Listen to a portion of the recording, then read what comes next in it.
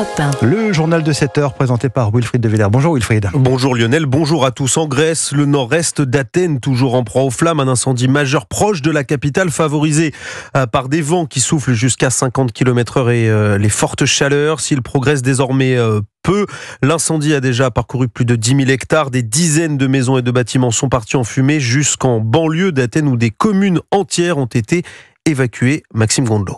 Boris habite Vyronas, dans la banlieue d'Athènes. Si son appartement est encore épargné par les flammes, il en subit les conséquences directes. J'ai eu peur à un moment donné. Les fumées m'ont prise au niveau respiratoire. J'ai dû aller chercher des gouttes pour les yeux.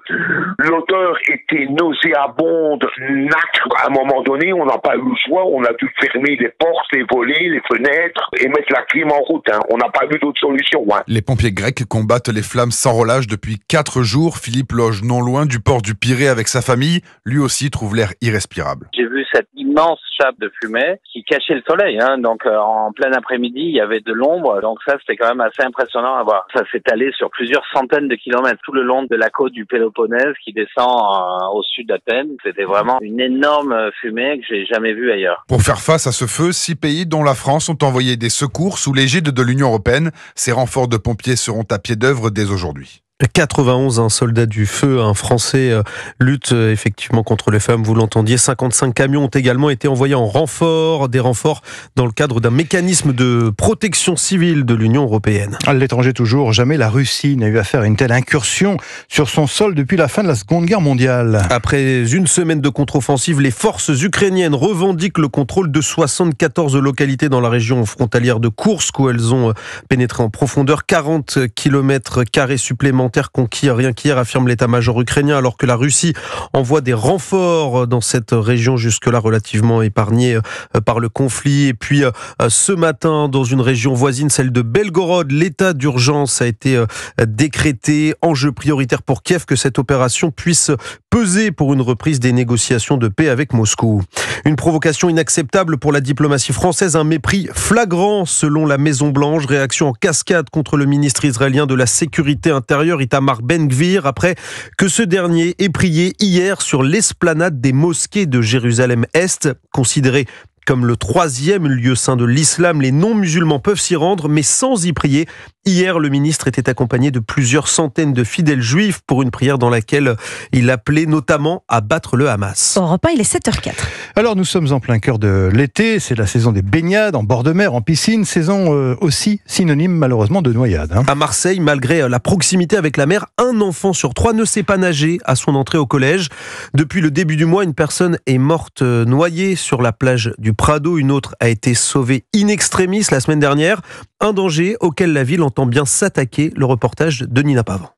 Avant de partir en vacances, c'était la priorité pour Elodie, inscrire ses 2 fils aux cours de natation municipaux. Ouais, ils ont fait 2 semaines au mois de juillet. Là, l'année prochaine, je les réinscrirai.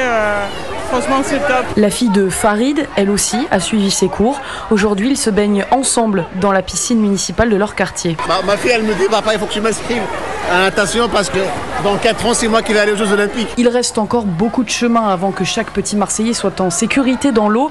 Les piscines municipales, couplées avec des bassins mobiles et bassins en mer, permettent d'offrir des cours à des milliers d'enfants, comme l'explique Aurélien Usan à la direction des sports de la ville. C'est l'enjeu pour nous, l'apprentissage de la natation et réduire les noyades sur le territoire de Marseille. Aujourd'hui, on a Léon Marchand. Peut-être que demain, on trouvera, pourquoi pas, le ou la future Léon Marchand. Chaque année, 20 000 petits Marseillais apprennent à nager avec ces cours municipaux. Marseille, Nina Pavant, Europe 1. Alors à ce sujet, notez qu'à 7h40, je recevrai Émeric Young, qui est chargé de projet chez Santé publique France. On parlera justement prévention des noyades en période estivale. Le secteur de l'intérim n'aura pas profité de l'effet Jeux Olympiques. Il est en effet en net recul depuis 6 semestres consécutifs maintenant. Et cela contraste avec la relative bonne santé du marché de l'emploi. 78 000 nouveaux emplois en un an selon l'INSEE. Mais l'intérim, lui, pâtit donc d'une baisse générale de la consommation. On parle d'une perte de 48 700 postes, moins 6,2% sur un an. Brio Bochet, aucun secteur n'est épargné. Une baisse de près de 8 points dans le secteur de l'industrie, moins 4,2% pour le secteur du bâtiment et moins 2,5% dans le secteur des services. L'intérim est en recul pour le 6e trimestre consécutif. Pourtant, les candidats sont toujours aussi nombreux à pousser la porte des agences. Mais pour Roland Gomez, PDG de l'entreprise d'intérim Proman, la demande, elle, ne suit pas. Il y a moins de demandes, il y a moins de postes vacants, comme on dit, c'est-à-dire qu'il y a moins d'offres. Grand nombre d'entreprises de l'industrie, du bâtiment, qui sont utilisateurs de travail temporaire, pour leur renfort, pour leur remplacement, etc., font moins appel à nos services. Alors comment expliquer cette mauvaise passe ? Eh bien, en plus de la baisse de la demande, Magali Guillot, directrice d'enquête à la Banque de France, pointe l'instabilité ambiante. Certains chefs d'entreprise indiquent que la conjoncture, l'environnement politique a joué aussi sur la baisse des carnets de commandes. D'autres chefs d'entreprise mentionnent la recherche compliquée de certains profils. Mais la création d'emplois devrait elle aussi ralentir dans les prochains mois, prévient la Banque de France. Et quand l'économie ralentit, le marché de l'intérim aussi. Brieux Bauchet du service économie d'Europe 1. La vie étudiante coûte toujours plus cher. Nouvelle hausse de 2,25% pour la rentrée 2024. Selon une étude publiée ce matin par le syndicat étudiant UNEF, on parle précisément de 482 € supplémentaires sur un an. L'UNEF dénonce notamment l'augmentation des frais d'inscription universitaire en 2023. Le coût de la vie étudiante avait déjà augmenté de 6,47%. Les coûts des fournitures scolaires, le coût des fournitures scolaires, lui, est en baisse, mais seulement de 1,7% par rapport à 2023, avec un montant de cette baisse évalué avec un montant total des fournitures scolaires évalué à 223 € pour la rentrée. Un nouveau vaccin contre le zona pour réduire le risque de développer Alzheimer. C'est la découverte surprenante de chercheurs britanniques qui ont publié leur étude dans la revue scientifique Nature Medicine. Le zona, c'est ce virus qui se réactive chez les personnes qui ont eu la varicelle. Les chercheurs ont mis en avant que ce nouveau vaccin anti-zona permettrait aussi donc de se protéger contre Alzheimer. Comment l'expliquer, Yasmina Katou ? Eh bien, plusieurs études ont déjà démontré un lien entre une infection par le zona, donc une réactivation du virus de la varicelle, et l'apparition d'un type de démence comme Alzheimer. La raison de cette corrélation, c'est qu'un virus comme le zona atteint les neurones. Éviter le zona grâce à la vaccination permettrait donc, entre autres, de protéger les neurones, explique Philippe Amouyel, directeur de la Fondation Alzheimer. Ça peut être également la suppression de ce virus grâce au vaccin qui fait que le risque diminue. Et enfin, peut-être, puisque c'est un nouveau vaccin, certains produits contenus dans le vaccin lui-même qui auraient un effet bénéfique. Pour l'instant, on ne sait pas faire la part des choses, mais d'autres travaux vont suivre. Le nouveau vaccin dont parle le professeur Amouyel, c'est le Shingrix, vendu en France depuis l'année dernière. Il est recommandé depuis mars dernier par la Haute Autorité de Santé pour les personnes immunodéprimées et les plus de 65 ans.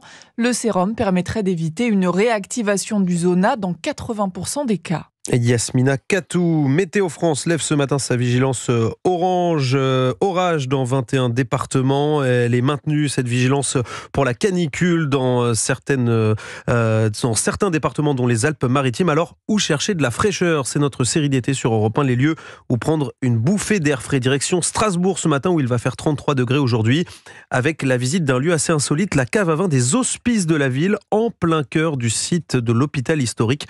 Reportage signé Mélina Fachin. En entrant dans la cave des Hospices de Strasbourg, le thermomètre chute de presque 20 degrés, une fraîcheur très appréciable pour Laura et sa maman Viviane, venues visiter ce lieu fondé au XIVe siècle. Par rapport à dehors, c'est sûr qu'on voit la différence. C'est très très agréable, franchement. C'est joli, moi j'adore. En plus, on aime le vin, donc... On n'a pas envie de partir. C'est vrai. Il fait entre 16 et 18 degrés grâce au sol d'origine en grès rose des Vosges qui absorbe la chaleur et à des systèmes de refroidissement pour conserver au mieux les vins. Léa Mathieu, régisseuse de la cave. Nous, c'est uniquement l'élevage et on ne veut pas que ça reparte en fermentation. Donc il faut qu'il y ait cette température maximum pour que justement les vins restent tranquilles. On a le plus vieux vin blanc encore conservé en tonneau du monde. Il date du millésime 1472. Cette température, elle permet aussi de bien pouvoir le conserver parce que il est plus fragile que les autres forcément. La cave et ses 70 tonneaux centenaires ainsi que son magasin accueillent gratuitement les visiteurs tous les jours du lundi au samedi. Je pense qu'on va partir avec les bras un petit peu chargés. Avec modération, évidemment, encore plus sous ces fortes chaleurs. Strasbourg, Mélina Fachin, Europe 1. Dans le journal de Wilfried de Villers. Merci Wilfried, à tout à l'heure. Prochain rendez-vous à 7h30. La météo des plages, Estelle Lafont. Où est-ce qu'on pose le transat pour commencer ? Eh bien écoutez, je vous emmène à Barfleur avec des éclaircies cet après-midi. 21 degrés dans l'air et 18 dans l'eau, indice UV de 5. Si on descend dans ma région de cœur, à Royan, c'est toujours nuageux cet après-midi. Pas de changement, que vous alliez à la plage maintenant ou en deuxième partie de journée, il fait quand même 22 degrés, ça reste agréable. Ressenti 27 et 23 dans l'eau, indice UV de 7. Plus bas à Saint-Jean-de-Luz, 22 degrés, ressenti 29 cet après-midi. Le temps va s'éclaircir en comparaison à ce matin. Le vent, en revanche, va aussi se lever, 45 km/h en rafale. Tenez bien votre parasol. Indice UV de 7 et 23 degrés dans l'eau. Et on termine avec la Corse à Propriano, 33 degrés cet après-midi. Grand soleil là aussi, 27 degrés pour la baignade et un indice UV de 9. Dans un instant, la revue de presse de Dimitri Vernet. Mon cher Dimitri, qu'est-ce que vous avez repéré dans les journaux ce matin? Eh bien écoutez, sans mauvais jeu de mots, la presse. Emmanuel Macron a nommé un Premier ministre et il se murmure, écoutez bien, que ça pourrait être Valérie Pécresse. Oula! Oh, je vous en dis plus dans un instant. On attend ça. Et puis Laure d'Autriche nous plongera dans les archives d'Europe 1, bien sûr, avec aujourd'hui Laure. La reprise des essais nucléaires en Polynésie française en 1995.